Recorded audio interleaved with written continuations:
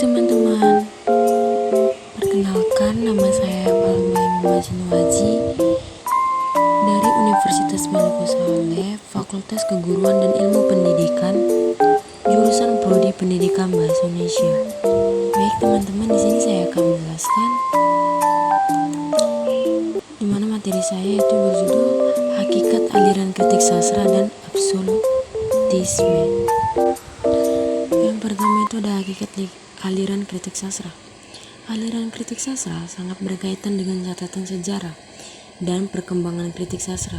Dengan demikian, sebuah aliran dalam kritik sastra dapat diikuti sebagai sebuah kesepahaman atau dalam bentuk klarifikasi maupun penegasian.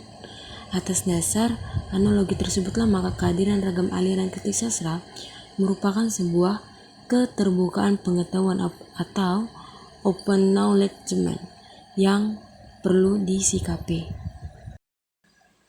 Selanjutnya itu ada sejarah dan aliran dalam kritik sastra.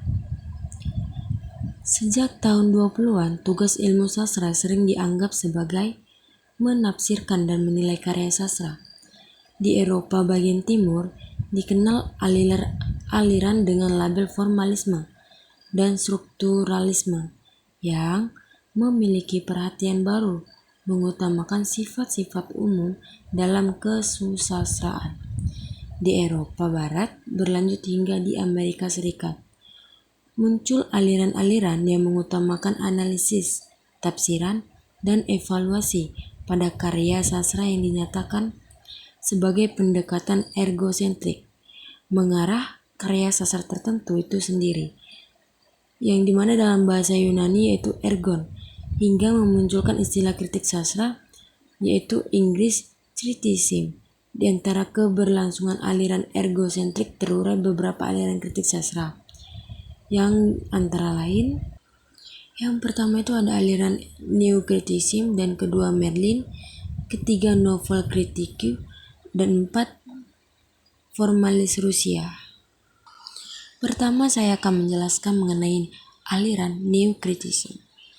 Saat ini yang sangat berpengaruh dalam diskusi sastra di Amerika Serikat percaya bahwa sastra yaitu khususnya puisi, yang dimana dapat mengekspresikan situasi manusia secara lebih sempurna. Beberapa kritikus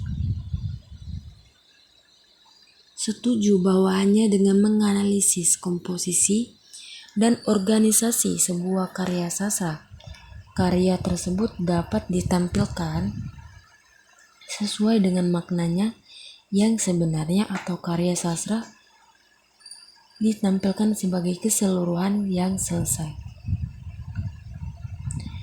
Dengan berkembangnya pemahaman para kritikus baru, timbul persepsi bahwa mereka mengadakan perhatian sebagai suatu pelayanan terhadap teks sastra itu sendiri. Analisis yang mereka sajikan tetap berharga karena dapat mempertajam pemahaman karya sastra, khususnya puisi. Dan aliran kedua itu ada Merlin. Peristiwa-peristiwa yang tercatat di Belanda tercatat dalam majalah Merlin pada tahun 1962 sampai 1966. Begitu pula nama seorang bijak dari legenda Raja Arthur, sastra itu sendiri menurut Lassenberg. Kelompok ini kurang memperhatikan komunikasi sistemik sastra dan disertai dengan pendapat yang kabur. Penafsiran karya sastra didasarkan pada data-data yang terkandung dalam karya sastra tertentu. Hal ini didasarkan pada asumsi Anda tentang situasi pembaca ketika membaca karya sastra tertentu, dan diasumsikan bahwa pembaca harus berjuang dengan apa yang ditampilkan dalam karya sastra sebagai dasar penilaian.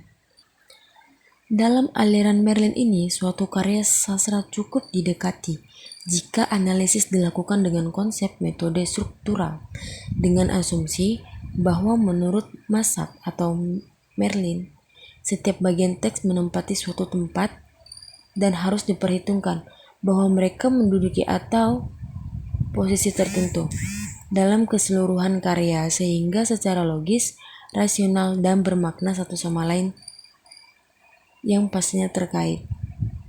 Prioritas dalam aliran ini adalah pencarian interpretasi ilmiah karya sastra yang mengarah pada evaluasi dengan dukungan dan penguatan template untuk analisis dan interpretasinya dengan bukti. Dan aliran ketiga itu ada novel kritiki, yang dimana catatan berikut tentang aliran kritik sastra dalam persepsi istilah adalah sekolah Prancis tahun 1960-an yang mendominasi dunia kritik sastra yang disebut kritik novel. Pernyataan identik tentang sekolah ini adalah bahwa kritik sastra di perguruan tinggi hanya sebatas memberikan gambaran umum dan kemudian melakukan penilaian. Seperti yang telah disebutkan sebelumnya, Roland Barthes melihat kritikus sebagai subjek yang dapat menambah nilai tersendiri ketika membaca karya sastra. Oleh karena itu, disepakati bahwa karya sastra dapat bersifat ambigu atau bersifat terbuka terhadap interpretasi yang berada di kemudian hari atau menjadi yang kedua, ketiga, dan seterusnya. Serangkaian catatan tentang aliran ini bagi pengikut kritik novel mengarah pada tindakan yang selalu ingin menunjuk struktur dalam karya sastra yang hanya dapat dipahami secara keseluruhan di bagian-bagiannya. Pemahaman ini juga menunjukkan bahwa dalam proses membaca dalam sebuah teks atau sastra, bagian-bagian yang ditafsirkan bersifat lokal dan sementara. Dan yang terakhir itu ada aliran formalis Rusia. Pada tahun 1915 sampai 1930, di bidang ilmu sastra penelitian struktural dirintis oleh kelompok peneliti di Rusia. Hal itu telah dipaparkan oleh Theo 1988 halaman 1208 sampai 132 bahwa mereka ini identik disebut kaum formalis, yang dimana tokoh-tokohnya itu ada Jacobson, Shailovsky, Eisenbaum, dan Tikhonov. Mereka ini tidak banyak dikenali karena semua karya-karyanya diterbitkan dalam bahasa Rusia. Dan pada akhirnya pada tahun 1930 dilarang terbit oleh Joseph Stalin, seorang diktator Rusia, melarang menerbitkan buku-buku yang diterbitkan oleh kaum formalis. Karena buku yang telah diterbitkan oleh kaum formalis itu dianggap bertentangan dengan ajaran-ajaran Marxis. Aliran formalis telah membuktikan bahwa yang diancingkan adalah ingin mengembangkan atau membebaskan ilmu tentang sastra dari ilmu-ilmu yang lain, misalnya berkaitan dengan sejarah, sosiologi, psikologi, atau tentang kebudayaan dalam arti yang seluas-luasnya. Hal itu menunjukkan bahwa hanya sastra harus mempunyai ciri sendiri dibandingkan dengan karya-karya lain. Oleh karena itu, peneliti sastra hendaknya dapat meneliti struktur karya sastra yang kompleks dan multidisiplin secara totalitas. Dan selanjutnya itu ada tokoh-tokoh dalam aliran kritik sastra. Yang pertama di dalam aliran novel kritiki yaitu ada Roland Barthes. Dan kedua dalam kaum formalis terdapat Jacobson, Shklovsky, Eisenbaum, dan Tikhonov. Dan selanjutnya itu mengenai aliran kritik sastra menurut Rene Wellek dan Austin Warren, yang dimana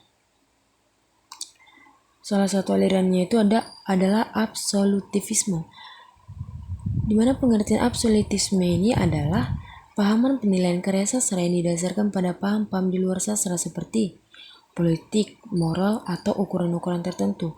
Dengan kata lain, paham ini menilai karya sastra tidak didasarkan pada hakikat sastra.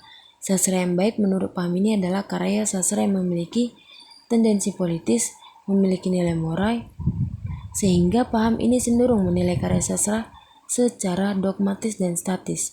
Contoh kritik sastra dengan pemahaman ini adalah kritikus penganut paham humanis baru dan Marxis. Di Indonesia, kritik model ini berkembang pada tahun 60-an seperti penganut paham bahwa sastra adalah seni bertendensi atau seni untuk seni. Yang terakhir itu ada kesimpulan. Yang pertama, aliran sastra merupakan haluan yang ditempuh seorang sastrawan dalam menguraikan karangannya, contoh aliran sastra idealisme dan materialisme. Kedua, sejak tahun 20-an, tugas ilmu sastra sering dianggap sebagai menafsirkan dan menilai karya sastra. Baiklah teman-teman, sekianlah materi yang saya sampaikan pada hari ini. Semoga bermanfaat untuk kita. Dan saya Palmi Masinuaji mengundurkan diri dan mengucapkan terima kasih.